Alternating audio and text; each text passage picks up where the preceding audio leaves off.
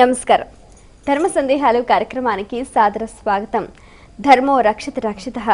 ధర్మాన్ని రక్షిస్తే ఆ ధర్మం మనల్ని రక్షిస్తుంది. నిత్య జీవితంలో మనం ఎన్నో రకాల ధర్మాలని ఆచరిస్తూ ఉంటాం. చాలా సందర్భాల్లో చాలా రకాల సందేహాలు కలుగుతూ ఉంటాయి, సహజమే. మరి ఆ సందేహం కలిగినప్పుడు నివృత్తి చేసుకోవడానికి ఒక మార్గంగా భక్తి టీవీ ధర్మ సందేహాలకు ఎంతోమంది ఉత్తరాల ద్వారా ఈమెయిల్స్ రాసి పంపిస్తూ ఉంటారు. వాటన్నిటికీ కూడా శాస్త్రీయ సమాధానాలు అందించడానికి మన ముందున్నారు ప్రముఖ ఉపన్యాసకులు, అలాగే ఆధ్యాత్మికవేత్త, తెలుగు, సంస్కృతం, ఆంగ్ల భాష అనువాదకులు, లలిత సహస్రనామ ప్రవచనకర్తలు, అలాగే రామాయణ ప్రవచనానికి పర్యాయపదంగా నిలిచిన వారు, మీ అందరికీ సుపరిచితులైన డాక్టర్ మైలవరపు శ్రీనివాసరావు గారు. వారితో మాట్లాడి మరిన్ని విషయాలు వారి మాటలో తెలుసుకుందాం. ఈనాటి కార్యక్రమాన్ని ప్రారంభిద్దాం. నమస్కారం అండి. నమస్కారం. మొదటి ఉత్తరం చూద్దామండి. ఈమెయిల్ ద్వారా రాజేంద్ర ప్రసాద్ రాస్తున్నారు, వామాచారం అంటే ఏమిటి తెలియజేయగలరు అంటూ రాస్తున్నారు. ఆచరించేది, ఆచరింపబడేది ఏదోది ఆచారం. ఓ దైవం ఉన్నాడు, దైవాన్ని అక్కడ ముందుగా పెట్టి ధ్యాయామి, ధ్యానం సమర్పయామి, ఉన్నటువంటి ముక్కోటి దేవతల్లో ఎవరిని పూజిద్దాం అని అనుకోవడం ధ్యానం. ఆవాహయామి, ఆవాహనం సమర్పయామి, ఆ దైవాన్ని నా దగ్గర ఉన్నటువంటి ఈ విగ్రహంలోనికి ఆవాహనం చేయడం ఆవాహయామి. ఆ వచ్చినటువంటి మహానుభావుని తలుచుకుని ఆహా వచ్చావా నాయన సంతోషం అని అర్ఘ్యం సమర్పయామి, చేతులు కడగడం, పాద్యం సమర్పయామి, పాదాలను కడగడం, ఇలా ఒక క్రమం ఏదైతే ఉందో అది ఆచారం. అలా చేయడం ఓ పద్ధతి. మొత్తం అంతా ఆయనకి నివేదన పెట్టేసిన తర్వాత తాంబూలాన్ని ఇచ్చి, అయ్యా నేను ఈ పని చేయదలుచుకున్నాను, నేను ఫలాని శంకరుడికి ఏదో అభిషేకాన్ని చేయదలిచాను కాబట్టి నా ఎదురుగా ఉన్న శివలింగంలోకి ఆ శంకరుని రప్పించి, ఈ శంకరుని రప్పించి అభిషేకం చేయడానికి ముందుగా విఘ్నం లేకుండా ఉండడం కోసం వినాయకుడిని నువ్వు ప్రార్థించి తీసుకొచ్చి ఇక్కడ కష్టం రాకుండా చెయ్యని ఇలా చేయడం ఏదైతే ఉందో ఇదంతా ఆచారం. ఈ ఆచారాలు రెండు. మనం అనుకునేటటువంటి వామాచారం, దానికి ముందు దక్షిణ ఆచారం. దక్షిణాచారం అంటే ప్రసిద్ధంగా వస్తూ ఉండేటటువంటిది.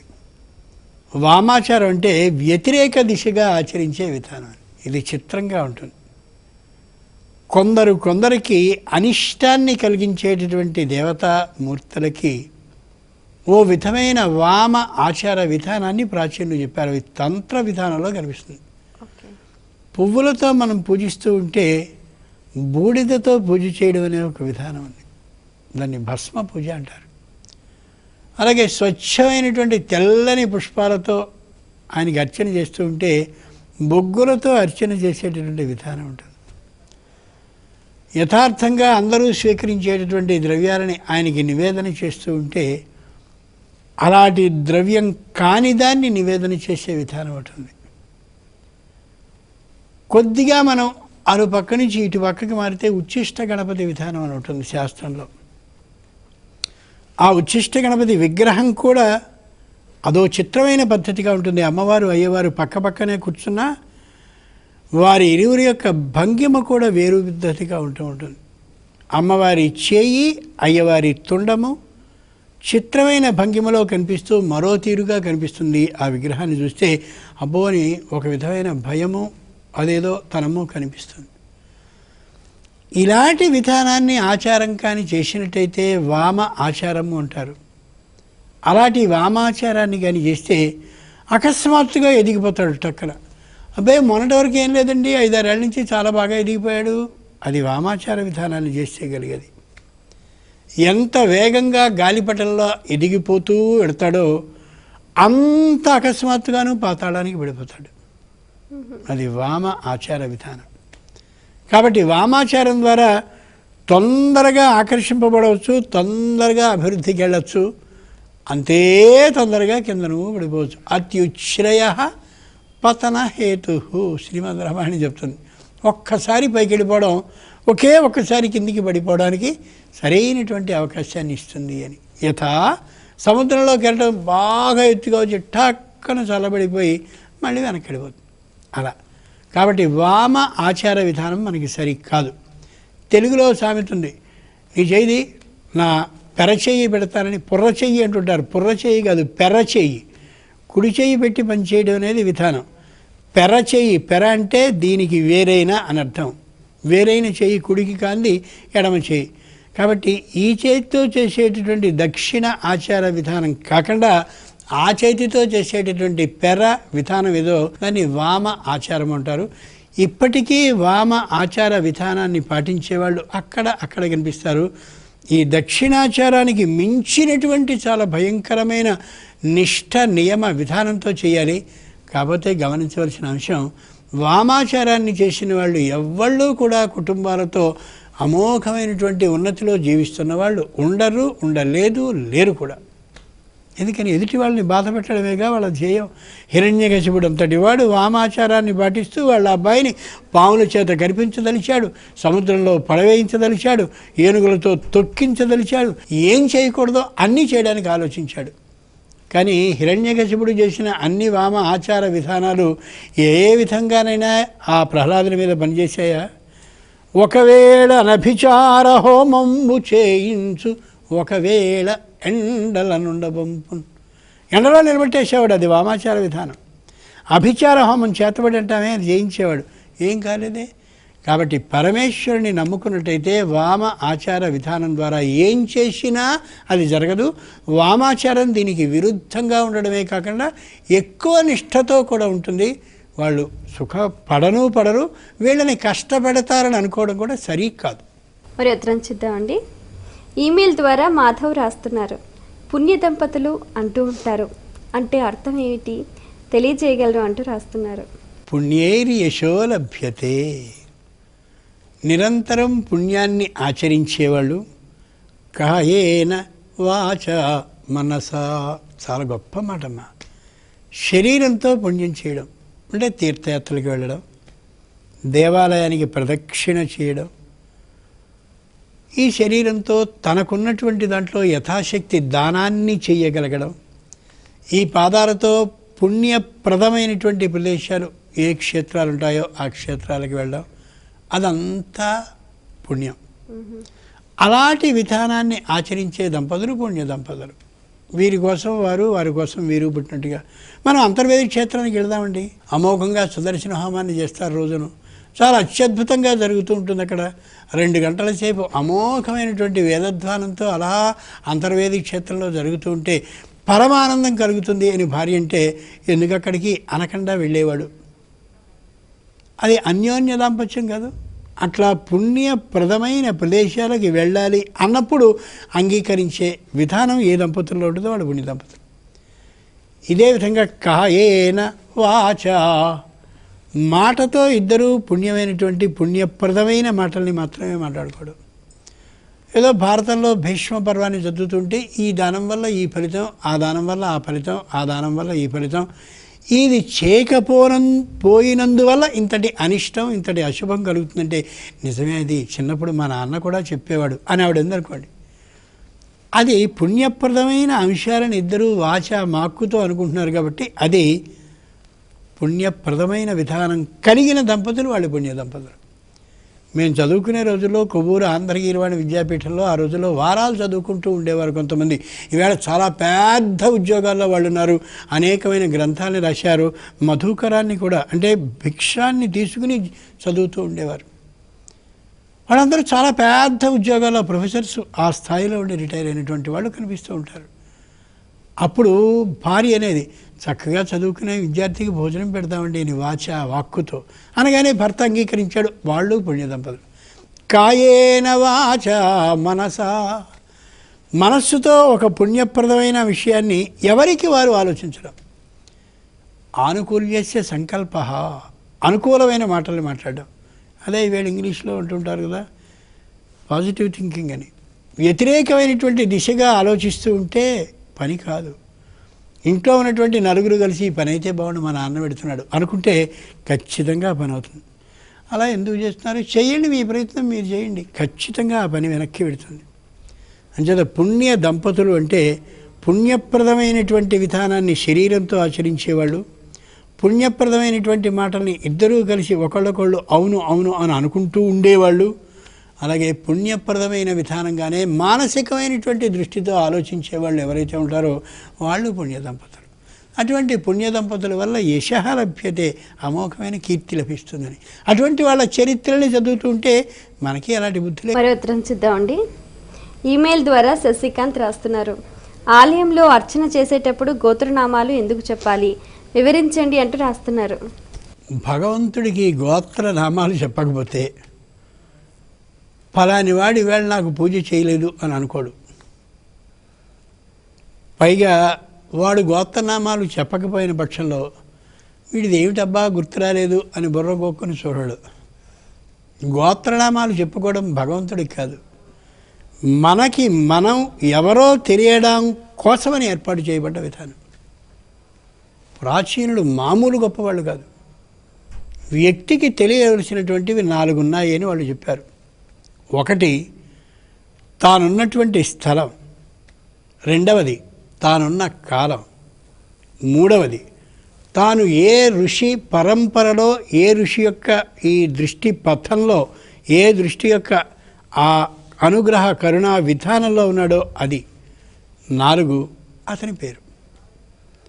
అంచేతనే అద్య బ్రహ్మణ ద్వితీయ పరార్థే, బ్రహ్మగారి యొక్క 100 సంవత్సరాల ఆయుష్యకాలంలో ద్వితీయ పరార్థే, మొదటి 50 ఏళ్ళు అయిపోయాక రెండవ 50 సంవత్సరాల్లోని మొదటి సంవత్సరంలో శ్వేత వరాహ కల్పంలో వైవస్వత మనువు పరిపాలిస్తున్న కాలంలో 17,28,000 సంవత్సరాల కృతయుగం అయిపోయాక 12,96,000 సంవత్సరాలు కల త్రేతాయుగం అయిపోయాక 8,64,000 సంవత్సరాలుండే ద్వాపరయుగం గతించాక 4,32,000 సంవత్సరాలుండే కలియుగంలో, అందులో ప్రథమ పాదంలో అంటే 4,32,000లోని 4వ వంతు మొదటిదైన మొదటి 1,08,000 సంవత్సరాల్లో నేనున్నాను. ఇలా కాలాన్ని గురించి చెప్పడం. ఇక స్థలం, నువ్వు ఎక్కడున్నావు? గంగా గోదావరి ఎవరు మధ్యప్రదేశే. వివరించడం చాలా సమయం పడుతుంది కాబట్టి అందరికీ తెలుసు కాబట్టి అలా సూక్ష్మీకరించి చెప్తున్నాను. గంగా గోదావరి ఎవరు మధ్యప్రదేశే. గంగా నదికి గోదావరి నదికి మధ్యప్రదేశంలో నేను ఈ ప్రదేశంలో ఉన్నాను. ఇంకా ఎక్కడున్నావు? ఇదిగో రామలింగేశ్వర క్షేత్రే, రామలింగేశ్వరుడు ఉండేటటువంటి పుణ్య ప్రదేశంలో ఇక్కడ నేనున్నాను.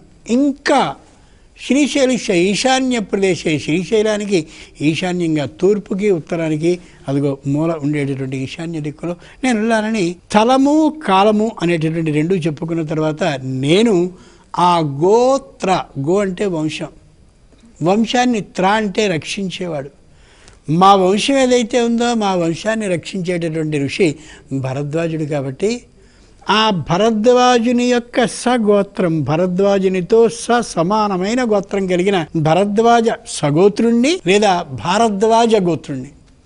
మామూలుగా లోకంలో భారద్వాజ గోత్రం, కౌండిన్య సగోత్రం అని రాసేస్తుంటారు. భారద్వాజుడు లేదా భరద్వాజ సగోత్రుడు, భరద్వాజునితో సమాన గోత్రుడు లేదా భరద్వాజునికి సంబంధించిన భారద్వాజ గోత్రుడు, అది అనాల్సిన విధానం. ఆ ఋషి నన్ను ఎప్పుడూ రక్షిస్తూ ఉంటాడు. ఆయన కళ్ళ ముందు మేము పుట్టిన వాళ్ళం, మమ్మల్ని రక్షించే ఋషి ఆయన. అంచేత ఏ శుభకార్యం జరిగినా, ఏ అశుభకార్యం జరిగినా, ఏం జరిగినా ఆ ఋషికి నివేదించి మనం ఈ పని చేస్తూ ఉంటాం. అది గోత్రం. నామం మన పేరు. మన పేరు చెప్పుకునేటప్పుడు ఏం చెప్తాం? ఏ మహానుభావుడైనటువంటి ముత్తాత ఉన్నాడో, ఆ తరువాత తాత ఉన్నాడో, ఆ తాతగారి తండ్రి ఉన్నాడో, అంటే కొడుకు, ఆ తాతగారి కొడుకు అయిన తండ్రి ఉన్నాడో, మనని కన్నటువంటి ఏ తండ్రి ఈయన అవుతున్నాడో అదిగో చెప్పుకుని నమస్కరించుకుంటూ ఈ విధమైనటువంటి వేదానికి చెందినవాడిని, ఆ వేదంలో ఈ శాఖకి చెందినవాడిని అని మామూలుగా తెలియజేసుకుంటాం. కాబట్టి గోత్రనామాలని, మన చిరునామాని మనం గుర్తుంచుకునేందుకు పరమేశ్వరుడికి చెప్పుకునేదే తప్ప పరమేశ్వరుడిది చెప్పలేదు కాబట్టి మనం పూజ చేసినట్టుగా నమోదు చేసుకోడు అనడం సరికాదు. ప్రతి వ్యక్తికి అది తెలియాలి. నేను ఇక్కడున్నాను, ఈ స్థలంలో ఉన్నాను, నా పేరు ఇది, నన్ను రక్షించే ఋషి ఫలానివాడు అని తెలియాలి. అది ఒక విధమైనటువంటి దరఖాస్తుని పూర్తి చేయడం లాంటిది. ఈవేళ మనందరికీ ఆధార్ కార్డులు, ప్రత్యేకమైనటువంటి ఐడి కార్డులు ఇస్తున్నారే, ఈ విధానం అంతటికీ కూడా నిజమైనటువంటి మూలమైన విధానం అది. ప్రయత్నం చూద్దామండి. ఈమెయిల్ ద్వారా అరవింద్ రాస్తున్నారు, సుబ్రహ్మణ్య స్వామిని నాగదేవత స్వరూపంగా ఎందుకు పూజిస్తారు, తెలియజేయగలరు అంటూ రాస్తున్నారు. మన సంప్రదాయంలో చిత్రమైన విధానం ఉంది. సుబ్రహ్మణ్యేశ్వరుడు అనగానే ఆయన ఒక దైవం అని మామూలుగా అనేసేసుకుని శంకరునికి సంబంధించిన పుత్రుడిగా ఊహించుకుని అటు వినాయకుడు ఇటు సుబ్రహ్మణ్యేశ్వరుడు కూర్చుంటే మధ్యలో పార్వతీ పరమేశ్వరుడు ఉంటారని నేను మనిషిగా ఊహించుకుంటాం. సుబ్రహ్మణ్యేశ్వరుడు అనేటటువంటి ఆయన మన శరీరంలో ఉండేటటువంటి కుండలిని శక్తికి సంపూర్ణమైనటువంటి సంకేతం. సుబ్రహ్మణ్య ఈశ్వరుడు ఆయన పేరు. మనం మార్గశీర్ష శుద్ధ షష్ఠి నాడు ఆ పుట్టలో పాలని పోస్తాం. పుట్ట ఎవరో కాదు, మనమే. ఇలా బాసింపెట్టు వేసుకుని కానీ కూర్చున్నప్పుడు వెనుక నుండి మనం చూస్తే విశాలమైనటువంటి పిరుదు భాగం పుట్ట అడుగు భాగం. పోను పోను ఇలా తల దగ్గరికి వెళ్ళేసరికి సన్నగా ఉండే విధానం పుట్ట ఉండేటటువంటి విధానం. ఆ పుట్ట పైన ఉండేటటువంటి చిల్లు ఏదైతే ఉందో అది ఈ శిరస్సు మధ్యలో ఉండేటటువంటి బ్రహ్మరంధ్రానికి సంకేతం. ఇక్కడ పాలని పోయడము అంటే పాలు జ్ఞానానికి సంకేతం కాబట్టి తెల్లగా ఉంటాయి కాబట్టి ఈ శరీరం నిండుగా జ్ఞానాన్ని నింపడం, ఏది చేయకూడదో ఏది చేయవచ్చునో దాన్ని నింపడం. అంచేత సుబ్రహ్మణ్యేశ్వర స్వామి ఎవరైతే ఉన్నారో ఆయన శరీరంలో ఉండే కుండలిని శక్తికి సంకేతం. కుండలము అంటే పాము చుట్ట అని అర్థం. పాము ఇలా ఉన్నప్పుడు కింద చుట్టు వేసి కూర్చుంటుంది, చుట్టలు వేసి కూర్చుంటుంది. ఆ మూల ఆధార చక్రంలో 3 చుట్టలు చుట్టుకొని పాము ఆ రెండవ చుట్టని కొద్దిగా అలా పైకి లేపి తన తలని రెండవ చుట్ట కింద అలా పెట్టుకుని ఇలా నిద్రిస్తూ ఉంటుంది. అది పాము పడుకునే తీరది. ఎప్పుడైతే దాని తోకనో దాని శరీరాన్నో ఇలా చిన్నగా అంటామో అప్పుడు టక్కని మెల్లగా తలని తన చుట్ట మధ్యలోంచి తీసి ఇలా మెల్లిగా కదలిక వచ్చి మెల్లిగా ఇలా పైకి లేస్తూ ఆ పై దాకా వచ్చి ఇక్కడికి వస్తుంది. సాగదీసిన వెన్నెముక ఏదైతే ఉందో అది నిలబడ్డ పాము యొక్క శరీరం. ఇలా పడగ విప్పి నిలిచిన విధానం ఈ తల వెనుక నుంచి ఇలా ఉండి ఈ తల వరకు వ్యాపించే విధానం. ఈ చుట్టలు చుట్టుకున్నటువంటిది మూల ఆధార చక్రానికి సంకేతం. అంచేత ఏ సుబ్రహ్మణ్య ఈశ్వర స్వామి ఉన్నాడో ఆయన శరీరంలో కుండలిని శక్తిని మెల్లిగా అలా పెంచి పైపైకి తీసుకొచ్చి అమోఘమైనటువంటి అమృత బిందువుల్ని ధారాప్రవాహ రూపంగా శరీరం నిండుగా నిండింప చెయ్యాలి అని చెప్పడానికి సంకేతం.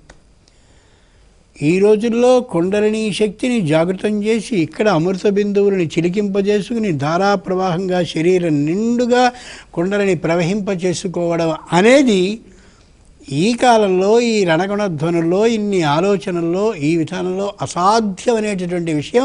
యథార్థాన్ని ఒప్పుకుంటే యథార్థానికి యథార్థం చాలా కష్టం. ఏ మహానుభావులైనటువంటి వాళ్ళు కేవలం ప్రపంచానికి దూరంగా జీవించేటటువంటి వాళ్ళు ఎక్కడో అరణ్య ప్రాంతంలో, రణానాం భావ అరణ్యం, ప్రతి ఆలోచనలు ఏవైతే ఉన్నాయో అన్ని ఆలోచనల సమూహంతో నిండిన ఈ శరీరం అంతా అరణ్యం. ఈ రణ్యం కాని ప్రదేశం ఏదో అది అరణ్యం. అక్కడికి వెళ్ళి దాని గురించి ఆలోచిస్తే అది వస్తుంది తప్ప మిగిలిన వాళ్ళు కుండలిని ఎంత గురించి చెప్పినప్పటికీ అది ఉపన్యాసం మాత్రమే తప్ప ఆచరణలో ఉండేది కాదు. ఎంత స్పష్టంగానో ప్రాచీనులు చెప్పారు. కాబట్టి సుబ్రహ్మణ్యుడు కావాలంటే, నిజమైనటువంటి అతి పవిత్రమైన శరీరం కలిగిన వాడు కావాలి అంటే కుండలిని శక్తులు అలా జాగృతం చేసుకుని అక్కడి నుంచి అమృత బిందువుల్ని చిలికింపజేసుకున్న సందర్భంలో మాత్రమే అతడు సుబ్రహ్మణ్యుడు కాగలడు అనేది దాని అంతరార్థం. అయితే సుబ్రహ్మణ్యేశ్వర స్వామి దేవసేనాధిపతిగా కూడా కొలుస్తూ ఉంటారు కదండి. ఆయన దేవ సేనాపతి. దేవతల వైపున సైన్య ఆధిపత్యాన్ని స్వీకరించి దేవతల వైపున సేనాపతిగా ఉన్నాడు తప్ప దేవసేనాపతి, దేవసేనకి భర్త అనే అర్థం కాదు. నిజానికి పూర్వులు ఏది చెప్పినా సంకేత రూపంగా చెప్పేవారు. అలాగే వల్లి ఒక ఆవిడ భార్య. ఈయనకేం చెప్తారు? వల్లి అంటే చుట్టలు కలిగినది అని అర్థం.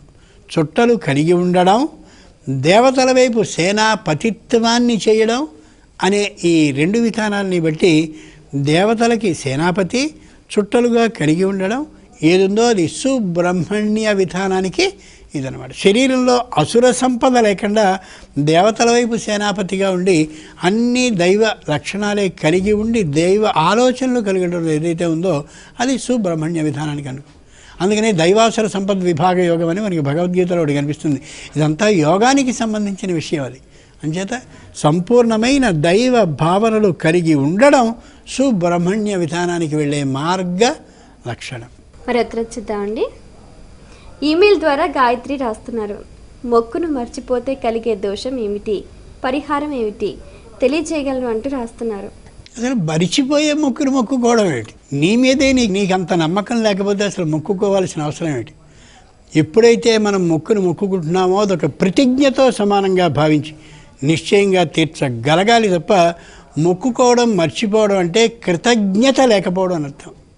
కృత చేయబడ్డదానికి గుర్తుంచుకునే తనం లేకపోవడం. కాబట్టి ఏమండి వాడు నాకు సాయం చేశాడు, నేను వాడికి సాయం చేయకుండా ఎగ్గొడితే ఏమైనా తప్ప అని అడిగితే ఎంత గొప్పో, అలాగే మొక్కుని తీర్చకపోతే మర్చిపోతే ఏమిటి అని అనేది కూడా అంతే తప్పు.